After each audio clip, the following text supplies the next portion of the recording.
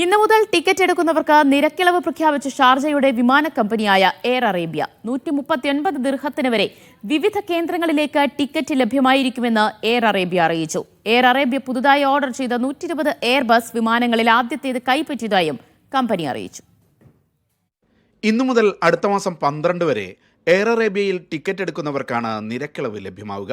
അടുത്ത വർഷം ഫെബ്രുവരി 17-നും ഒക്ടോബർ 24-നും ഇടയിൽ നടത്തുന്ന യാത്രയ്ക്കായിരിക്കണം ഈ ടിക്കറ്റുകൾ.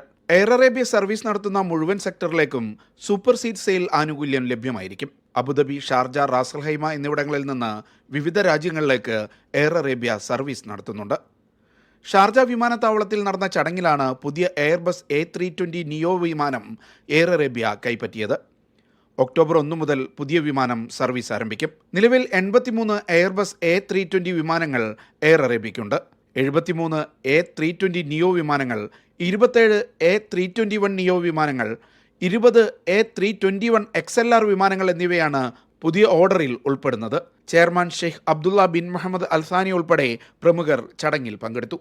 Media 1 Sharjah.